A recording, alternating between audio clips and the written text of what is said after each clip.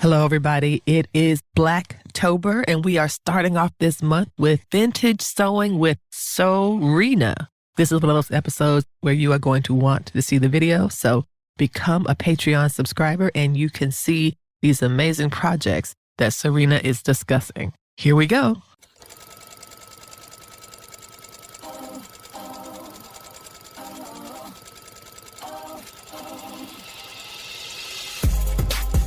Hello, Stitchers. Welcome to Stitch Please, the official podcast of Black Women Stitch, the sewing group where Black Lives Matter.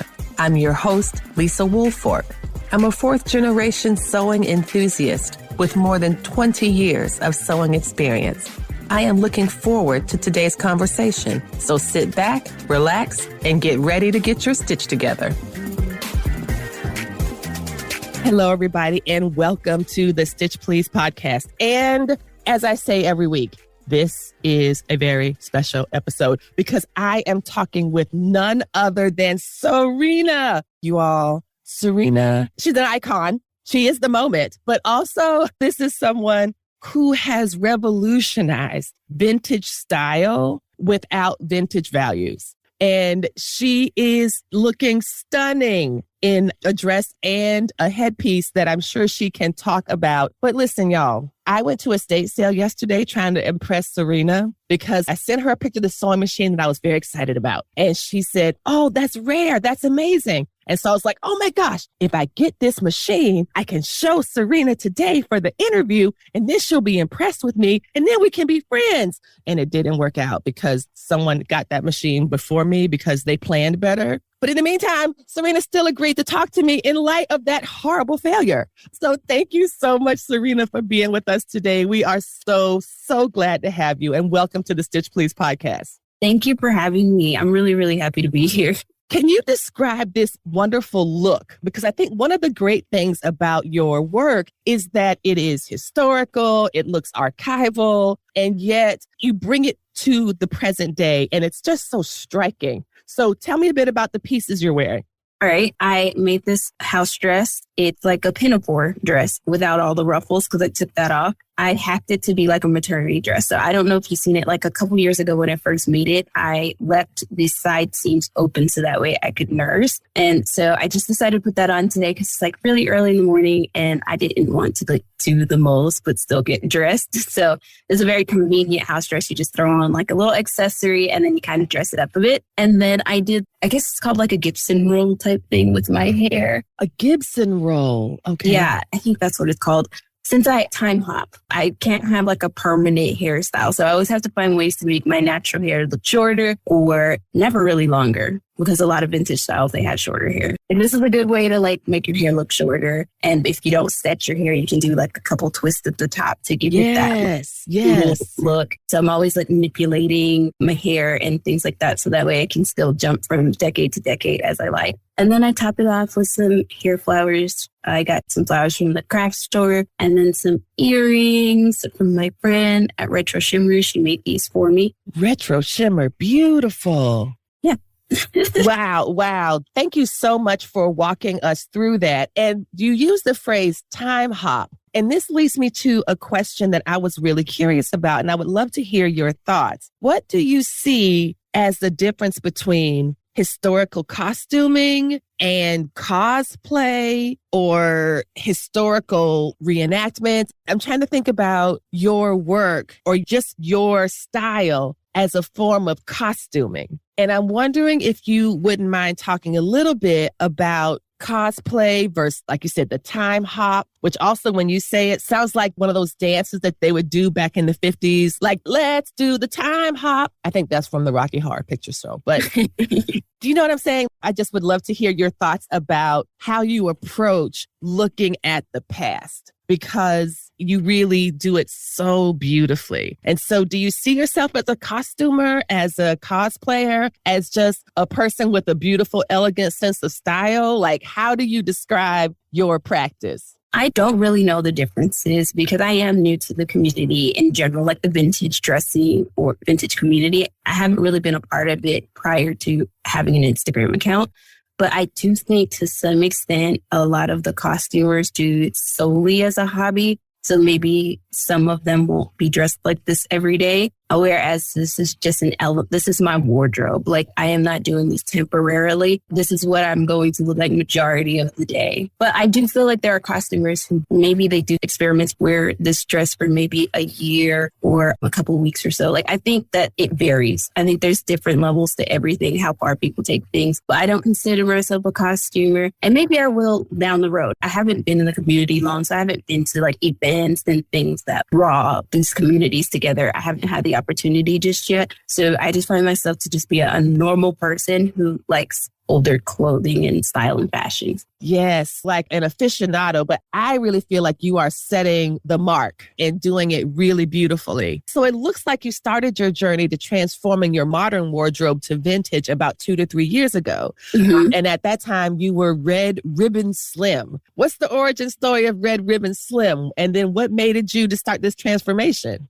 Well, that was just like an old email account from high school. Because I'm younger, I've always grown up with tech. But is it my most favorite thing ever? No. So when it came to like opening Instagram or doing YouTube or whatever, and I used that email, I just left everything that email because it's easy to remember. I'm not going to forget. But once my Instagram started to grow, I felt like that one was too long and irrelevant. So I was just like, it needs to be shorter, something that people think Sewrena because it's linked to my name. Beautiful. It blends well. As it started to grow, people didn't have to remember my whole email address. They could just be like, oh, if you remember my Sewrena name, then you remember my actual name. And if you remember my actual name, you remember my screen name. So it just made more sense. That is really beautiful. And it's absolutely accurate. Once you see Serena, it's like, you're not going to forget that. I mean, absolutely beautiful. So what motivated you to start this beautiful transformation from more modern or contemporary today's clothes to the style that you're using now?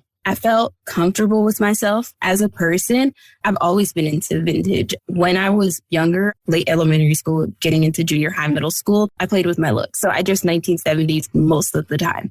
Yes. I always had my bell bottoms and my platforms. Like that was my thing. I wore my hair with natural hoop and like a ponytail. But then as you get older, of course, you become more aware, right? No one cared that I dressed like I was in the 70s and other students didn't care. We were all just weird little children, creative children. That is the best run in life, right? You get to stay creative and nobody cares. And then like when you get to middle school, that's when you start caring. And then so I guess at that point is when I brushed off what I wanted and kind of just wanted to be ignored and conformed. And I kind of went on with that for most of my life up until I made the switch where I felt comfortable. I was like, modern dress, while I do find it attractive on the people who like it, I find modern dressing people to be just as beautiful, just as stylish. That's just their expression. I feel more comfortable this way. And I felt more comfortable presenting myself this way the older I got. So I was just like, I don't want to do that anymore. All the stars aligned 3 years ago. I had kids. My body started to change. So my old clothes didn't really fit the same. And I was just like, if ever there was a time to redo my wardrobe, it's right now because I have to replace my clothes anyway. Wow.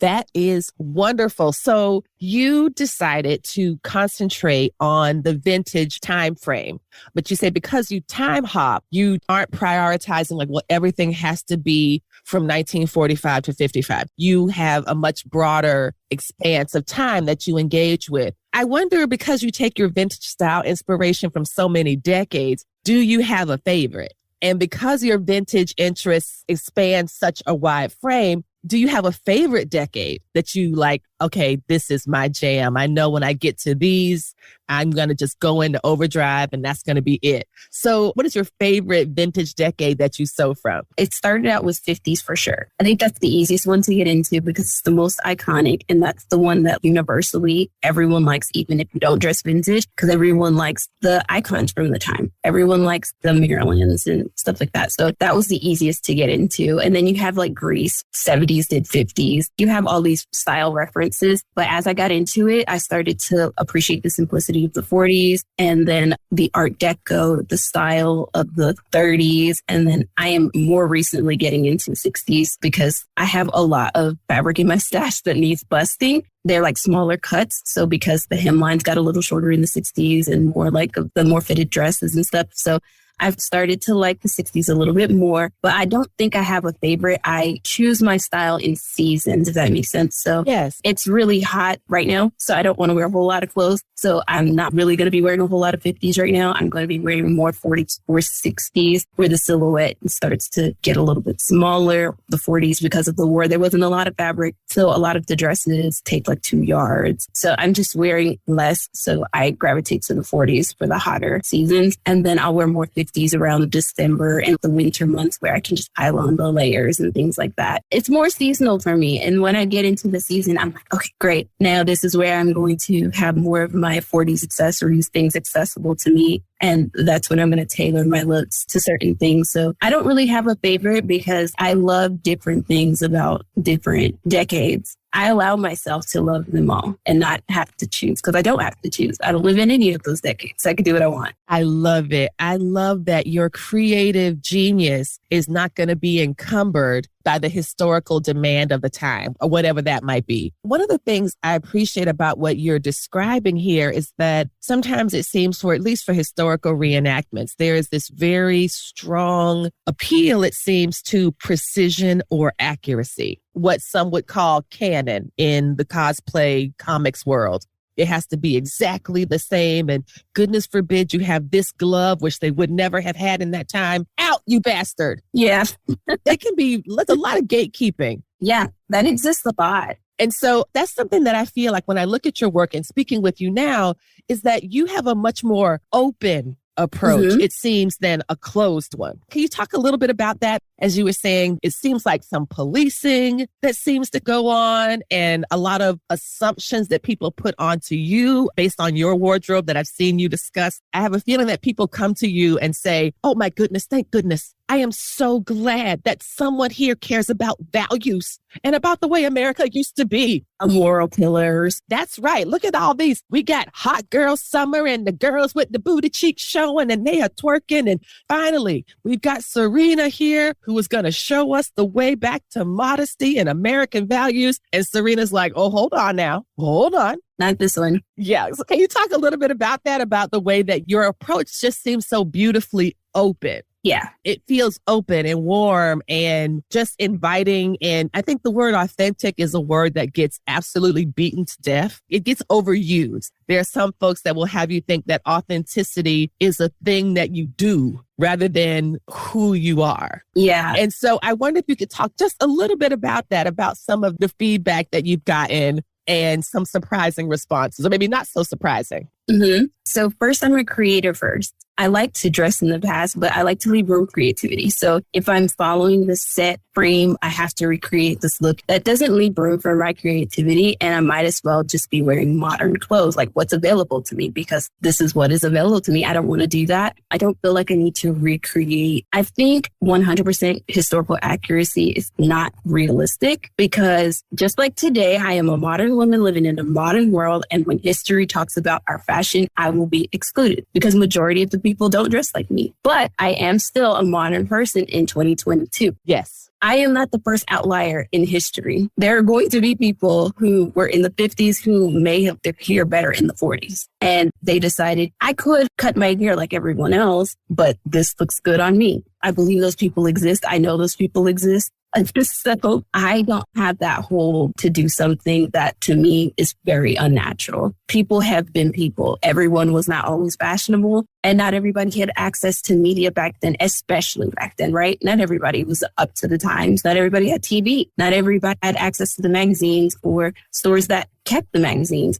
There's no reason for me to be historically accurate because it was probably reserved mostly for people who were rich and movie stars who were trying to influence the masses like they do now. The most hip people are the people that you're going to see the most. I don't believe normal people were all hip. Most of them, yeah, but all of them, probably not. There was probably a Serena of yesteryear who really liked the 20s and the 40s, right? I don't feel like I have to be held to that because that's not even true today. I've gotten people tell me like my home isn't historically accurate. What?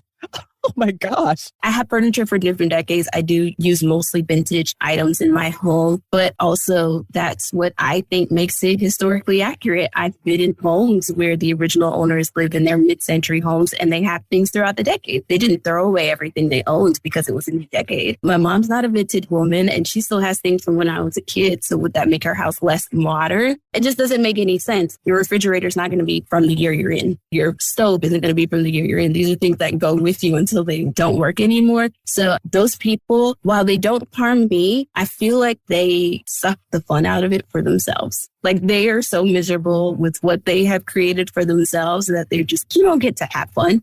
Like, you don't get to have fun. Come be miserable with me. And just, I don't have to do that. It's like, you know what? I really could. But I'm not. I'm not because I don't want to. I just don't want to. So yeah, the gatekeepers, they gatekeep themselves. Also, I'm not asking you to open the gate. Like I am going to do what I want to do regardless. Exactly. It's like, oh, there's a gate here. I didn't even notice. I stepped right over that. I thought it was a curb. Yeah. Because your gate is not going to keep me out. And also, I like to think about the gate keeping all y'all in there. So please stay in and let me be free out here. Absolutely love that. Hey friends, hey. I wanted to share a little bit about the abundance of the Stitch Please podcast. The growth of the podcast has been so exponential that the work has exceeded what I am able to do. And this is where you come in to retain the joy practice and the liberatory vision of the podcast and to not have it reproduce capitalist extraction and overwhelm. I am recalibrating the Black Women Stitch Patreon for increased, sustained financial support. You can find links to the Black Women Stitch Patreon in the show notes and be on the lookout for more information as the recalibration unfolds. And thank you for your support. I also wonder sometimes, and I think that I've seen this in some of your comments, that there's folks who I think want to imagine you. And this, I think, for me, returns to this shocking, in my opinion, comment that someone would say something about your house is historically inaccurate. Like, who are you, person on Instagram, to weigh in as if I have asked you, first of all, what do you think? I don't think in this entire caption I said, your opinion really matters, and I will change my behavior based on it. So feel free to share any and every thought. At the same time, I think it's because, you know, you're a modern Black woman. I'm a modern Black woman. And we have survived Trump presidency where there were folks who wanted to make America great again. And for some, the great again era was the 50s and the 40s before we had any civil rights. And so I'm wondering if you could talk a little bit about some of that kind of commentary that in some ways might not come from historical people, but just from regular folks who are like, oh my gosh, I really remember, what was that show? Now I'm blanking on it, with the Fonz, Happy Days, right? Oh, I remember Happy Days so well, or I remember this. And the 40s times were so much simpler then. And the farther you go back in the past, the better America was. And look at you. Thank you so much for reminding us of our true values. And you're like, not. I guess, how do you respond to that when someone is like, yes, the 50s were way better than now and the 40s were way better than now, and you are proof of that? Okay, so I try and make my page very open that I'm liberal to begin with. So I try not to entertain people individually when they have those types of comments, because a lot of times you're not going to change their mind and I'm not going to waste my time to do it. I just delete and block for the most part because I've gotten into conversations in the past and these comments are few and far between because I do try and make it look very obvious that this is just a dress and these are not my beliefs. So the people aren't really trying to chill out on my page who have that thought process, but every once in a while they'll slip into the cracks and I try not to address them on an individual level because we're going to go back and forth and they're going to feel like, oh, such a shame. I thought you were a certain kind of way, blah, blah, blah. And I'm just not engaging that. I'm just not. Even back then, I am not the first person to have these views and things like that. I'm just more free to express them now than they were in the past. And I am not going to throw my people under the bus for your compliments. I'm not going to do that. That's what makes you, at least in my mind, so inspirational, just so inspirational.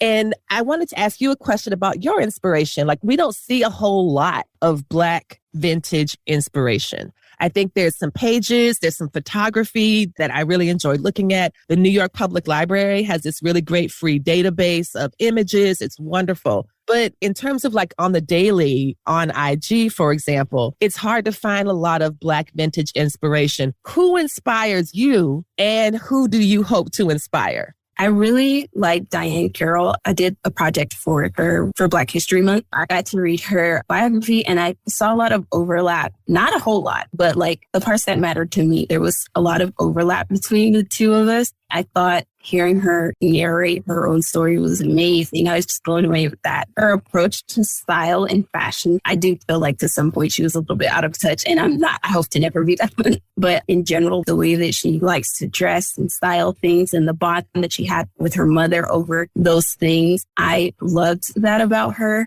I try not to be too inspired by people that I can't talk to. And usually that's not going to be celebrities. I try and find inspiration in everyday things and people. I'm still finding that as my platform grows. I find while my dress isn't usually inspired by people, the want and the need to create, I get that inspiration from other people and other things too. I really like crafting in general. So maybe sometimes I'll follow an account that is just like, why would you follow an account that has literally nothing, like a garden account? You don't really garden here, but I find beauty in everything. If I see you making, I don't know, whatever you decided to garden, and then like, oh, those flowers make a lovely dress. I hope I find fabric like that. I try and find inspiration from all types of people and walks of life because I don't want to live in like this tunnel of monotony. I accept inspiration from everywhere, and it doesn't have to be simply from where I craft and sew. But if you're looking for more vintage people on my Instagram, I have a full highlight of Black vintage creators, dressers, and I think I have a couple of costumers on there too. So I have a lot of people stored there. And then I have another one, everyday normal vintage people on there too, because a lot of people like to pretend that we didn't really exist. So I wanted to not necessarily showcase Black celebrities because somehow they can believe that all the Black celebrities and entertainers were there solely to make you happy and dance. Exactly. But the normal everyday people were not there. So I have a whole highlight of just everyday Black people just being Black in America, whether it's going to church or posing next to the Christmas tree, just being people. As I find new photos, I add to that highlight. And as I find new creators, I add to that creator list because people are like, I've never seen another Black vintage dresser. And I'm like, we're out there. There's not a lot of us. So I want to make sure that there's places where you can go through the whole spectrum of people. And that's why you are both an inspiration and a resource. So thank you very much for that. And we'll make sure that folks know about your highlights and some of the other features you've described to us. We also see you working with a lot of vintage tools and patterns. Are there any techniques or tools in the vintage space that modern tools and techniques cannot compare to? Are there certain either machines or certain features of the vintage sewing style that you're like, oh my gosh, this is so much better than what we do today? I like the patterns better because the pattern information is to me more detailed. A lot of people say that they aren't and that they are very scarce. The pattern instructions are. I didn't find that because I started reading vintage patterns early on in my sewing career. So it wasn't like I had a whole lot of knowledge and I was able to make the pattern. But one main difference I see between the vintage patterns and modern patterns is the vintage patterns are really trying to make sure that you know how to use this pattern no matter what your skill set, because people weren't as wasteful back then. So these patterns will show you how to manipulate the pattern. It will show you how to tissue fit the pattern. It will show you if you have to cut the pattern and how to slice and spread it. Yes.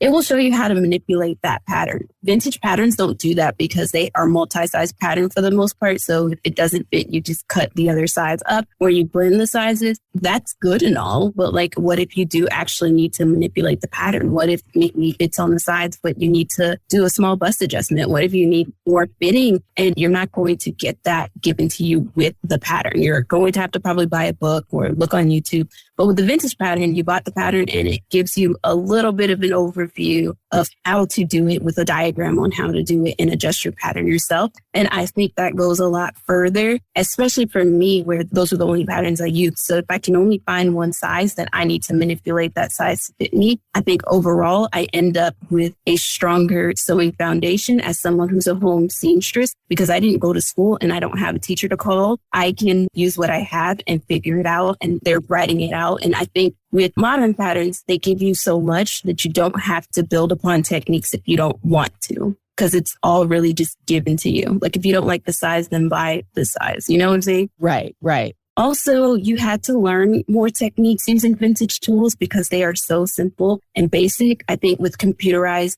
sewing machines, the machines do so much that you don't have to learn a lot about your machine itself or certain techniques. Some techniques are a little bit more manual with vintage sewing machines. I haven't come across anything that a modern machine cannot do that my machines can't do, right? But it depends on technique. Do I know the techniques to get it done because my machine isn't going to do it for me? That's right. I just get to immerse myself more into the craft, and I like that.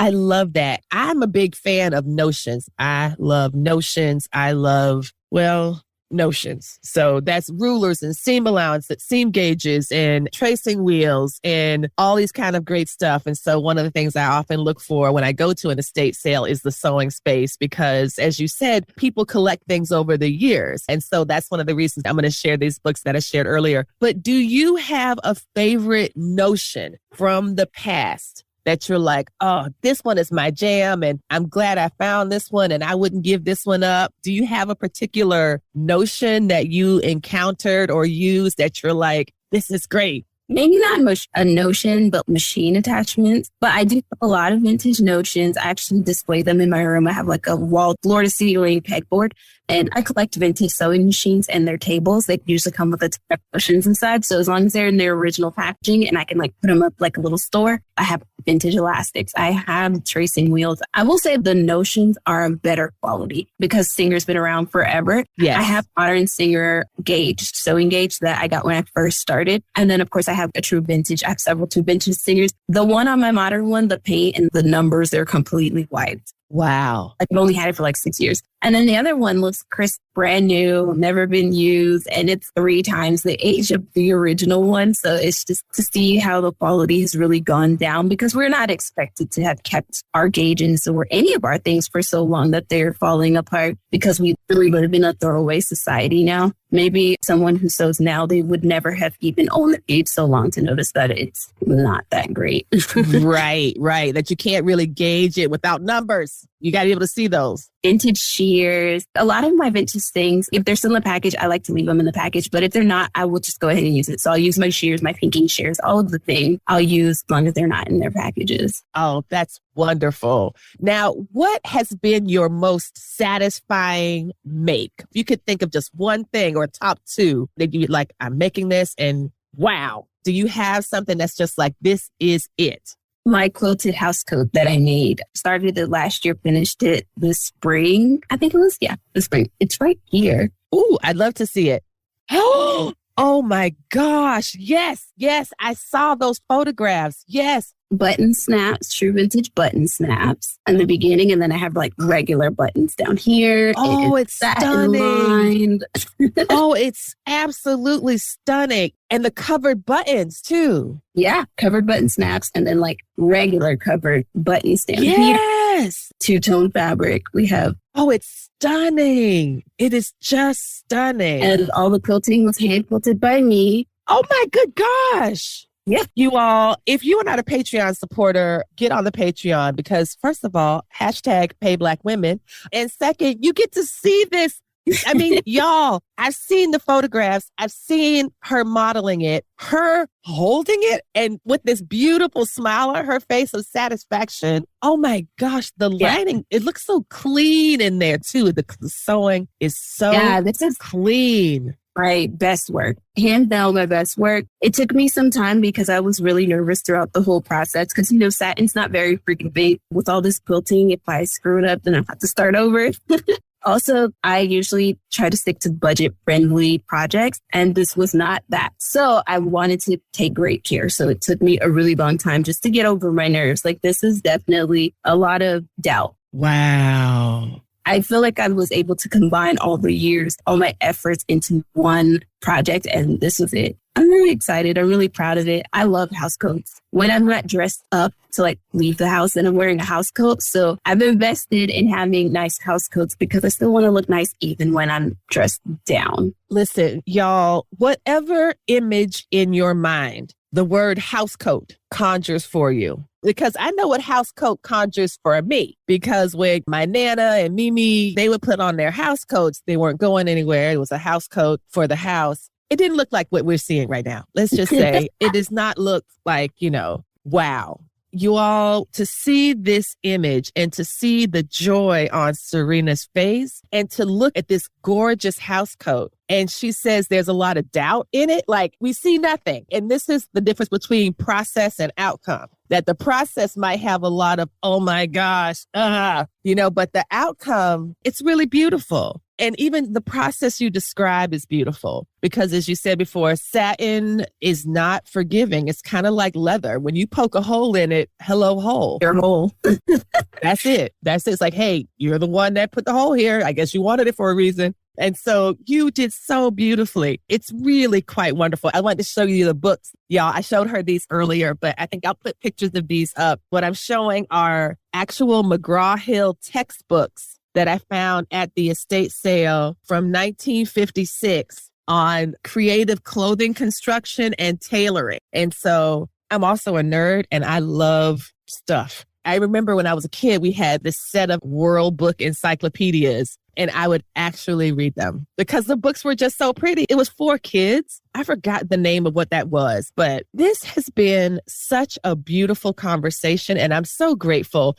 I want to ask you the question that I asked all the guests that come on this show in the last few months. The slogan of the Stitch Please podcast is, we will help you get your stitch together. Sewrena, I am going to ask you, what advice would you have for our listening audience to help us get our stitch together? First of all, never believe you're ever done learning. I hardly consider myself a seamstress. I always feel like that's a word that for someone who has it all figured out. And I realized that I'm never going to be that person because I want to learn so much. I'm always going to be learning. And one thing that really got me here is to try. I started out with no teacher, no real direction. And the only thing that got me here was trying, the willingness to try, the willingness to fail. And that house coat I was terrified of, but I was like, I'm going to try. And I kept trying until it was done. So don't underestimate the power of just trying because you really don't know if you're capable until you actually try. Trying is my thing. If you haven't tried yet, then what are you waiting for? And on that note, Sewrena, thank you. Where can we find you on the socials? Where can folks find you and support you? So you can find me on Instagram at Sewrena_. And then you can also find me on YouTube at Sewrena. I don't upload that frequently on YouTube. Long form content, extremely time consuming for me. But I did have the making of that beautiful house coat on there. And you can hear in real time, me going through the steps in the process. Mostly Instagram is where I'm most frequent. That's when I'm on there the most because it's so easy to just pop on and then pop off in my busy mom lifestyle.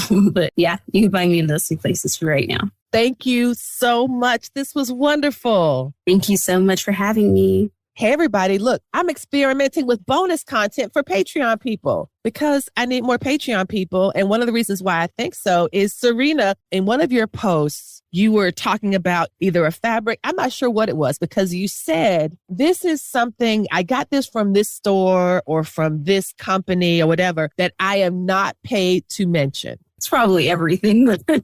And I was like, oh my gosh, I don't know why it clicked for me when you said, this is a company I am not paid to mention. And I say #PayBlackWomen. I believe in #PayBlackWomen. I'm a Patreon supporter of Black women, artists and podcasters and whatever, because I believe in that. But when you said, I am not being paid to mention this company, so I am not mentioning this company, I was like...